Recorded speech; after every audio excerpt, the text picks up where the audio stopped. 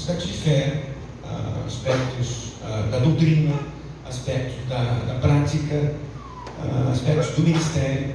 Então é isso que nós estamos fazendo aqui. Apesar das categorias teológicas em alguns momentos serem eventualmente densas, elas são importantes para nós. Nós estudamos estas coisas porque elas têm sua importância. Vocês viram agora há pouco aqui, estávamos conversando sobre dicotomia e tricotomia, e a maneira como nós estudamos este assunto tem relação com o quê? Tem relação com o pecado, tem relação com a doutrina da salvação. Nós falamos em morte física e espiritual e morte eterna, ou morte espiritual, física e eterna nesta ordem. E agora, Tarsis, vamos lá. Vamos falar então sobre a solução de Deus para a morte física e para a morte espiritual. Lembrando que para a morte eterna, essa não tem jeito. Agora, Deus tem uma solução para a morte física, Deus tem uma solução para a morte espiritual. A solução dele para a morte física se chama ressurreição dos mortos. A solução dele para a morte espiritual se chama salvação em Jesus Cristo. Então, aproveita então aqui estas duas noções, lembrando que para a morte eterna não tem jeito, porque é após a morte. Mas para a morte física e morte espiritual, Deus nos entregou uma solução: ressurreição e salvação.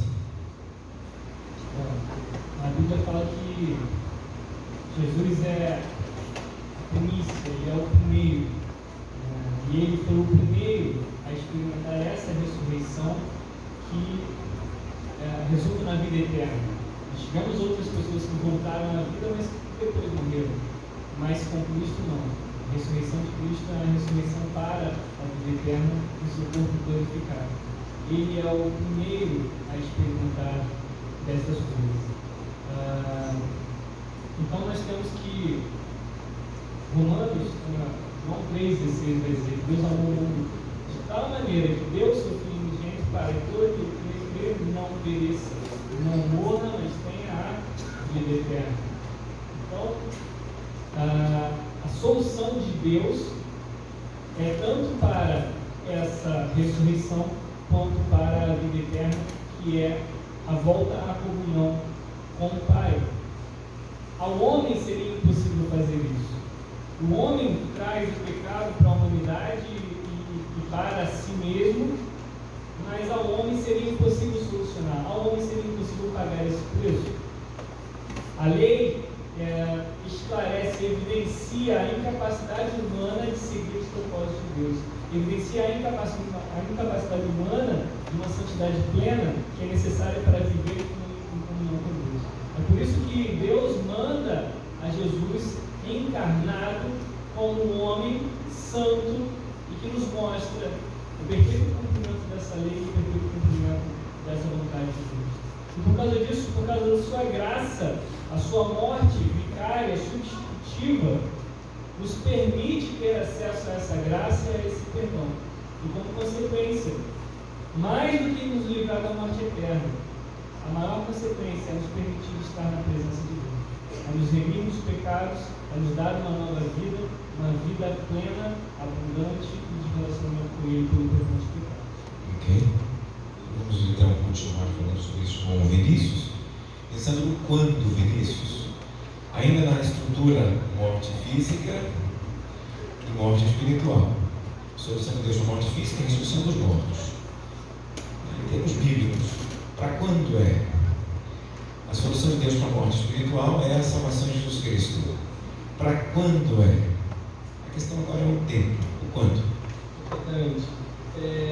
Romanos 3, não o 23, mas o 24, diz: sendo justificados gratuitamente por sua graça, mediante a redenção que há em Cristo Jesus. Em Cristo Jesus há salvação para a vida eterna. Quando ela acontece? A salvação acontece no momento que você reconhece Jesus Cristo como Senhor. Após a morte, morrendo imediatamente, o salvo é destinado aos céus em seu espírito.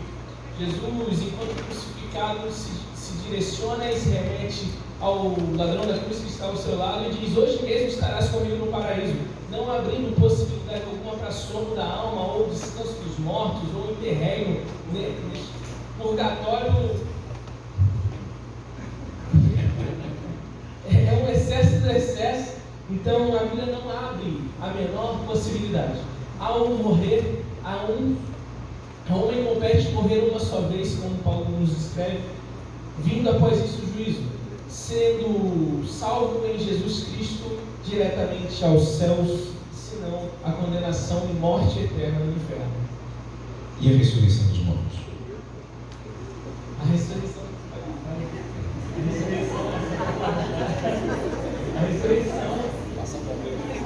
eles são vivos. A salvação nos dá a garantia da vida eterna. A ressurreição dos mortos nós vemos em Apocalipse que ocorrerá depois, para nós termos o estado eterno com Cristo. Ok. Então vamos ter Jesus. Perfeitamente.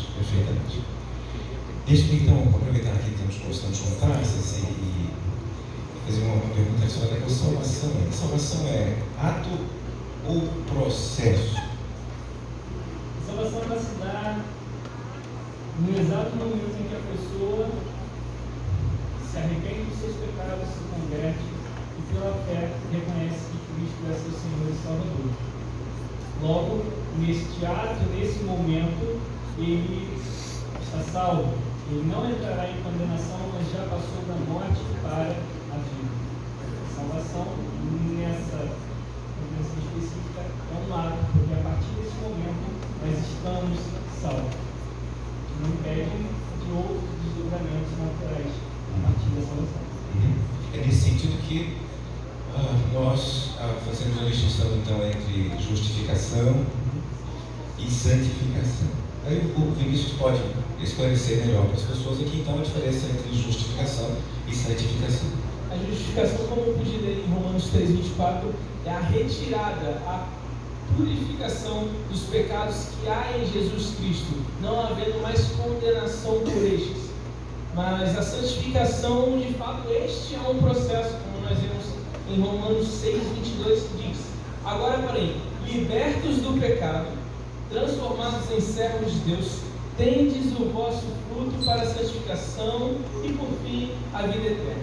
Então, são etapas cumpridas após a salvação ser efetuada, selada e determinada pelo Santo Espírito de Deus em nós, e justificados, purificados do pecado da carne, do pecado que nos faz manifestas nas nossas escolhas e desejos pecaminosos, passamos pelo processo de santificação, conduzidos, guiados pelo Espírito Santo.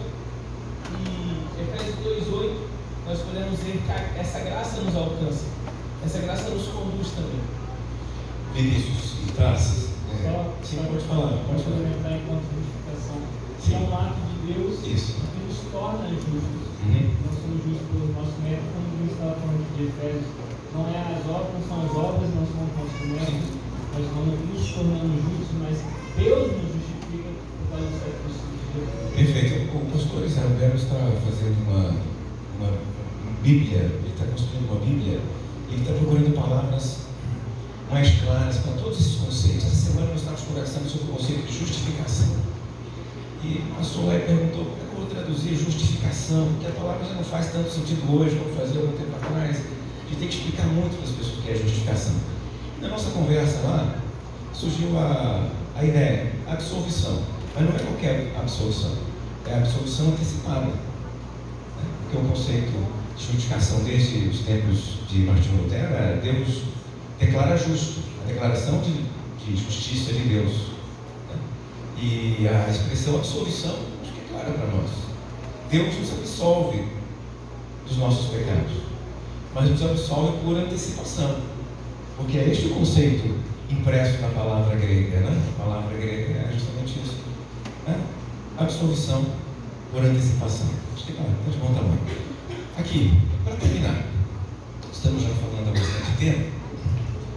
Eu reconheço que as questões escatológicas elas possuem aí suas correntes e suas opções, tá? Nós sabemos disso. Mas nós queremos ouvir. Eu creio que nós queremos ouvir. Não só eu, mas vocês também. Então, nesse sentido, eu vou perguntar ao Vinícius, depois eu vou perguntar ao Tarsis, se ele pode definir a sua perspectiva escatológica, partindo então da volta de Jesus para frente, tá?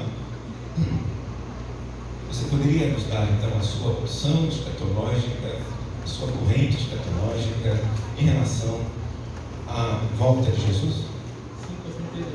Lucas 21, 25 vai nos mostrar que serão feitos muitos sinais, muitas ocorrências que nos trarão surpresa.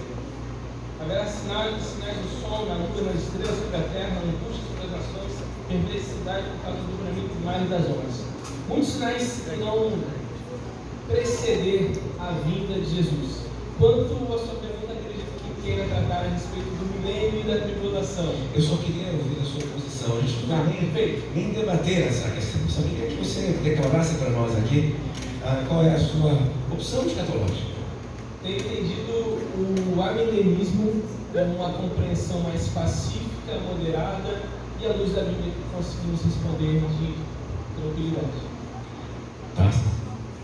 Eu compartilho da compreensão amilenista, apresentando a ideia pós-tribulacionista. Ok. Que a igreja vai ser arrebatada posteriormente à tribulação. Ok. Meus queridos irmãos, meu querido presidente, eu estou muito satisfeito com o que eles falaram, eles apresentaram, muita segurança e tranquilidade, né? Nesse sentido, talvez algum outro colega tenha alguma questão, mas eu estou satisfeito com aquilo que eles responderam.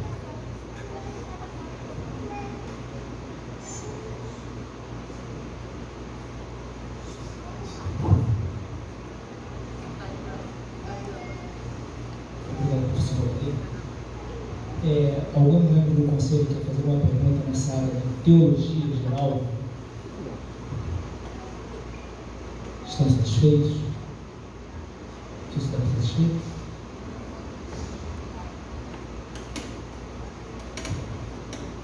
Pode relaxar agora. Né? Eu não sei se o pastor Gabriel quer falar agora, ainda dentro do conselho. Esperar o resultado. Então, nesse momento, vamos retirar ou vocês querem fazer aqui? Vamos retirar. Retirar. Pois é, porque tem gente que fala assim, não, estou deixando os irmãos à vontade. Eu acho que a retirada é melhor. É mais tranquilidade. Né? Então, nós vamos retirar para discutirmos sobre o assunto e, se aprovados, né, os irmãos vão, nós teremos o nosso ato consagratório no dia 3 de dezembro, às 18h30. Né? Mas acho que o pessoal pode ter uma músicazinha aí, né, para tocar. A gente vai tocar uma musiquinha enquanto nós estamos aqui para eu poder dar o resultado do concílio e suspender essa sessão para próximo sábado, dia 3, mas eu preciso primeiro do resultado do concílio, ok? Vamos reunir aí embaixo rapidinho, tem uma música aí, Clay vai tocar o teclado, vamos levar a Deus, os pastores, por favor, nos acompanhem. Não, você vai ficar em pé até seu resultado. Agora, é que nem luta de boxe, né? Os irmãos aí agora, minhas esposas, né? Falam isso, relaxamento, esse negócio, as coisas vão lá, trabalha, o pastor pode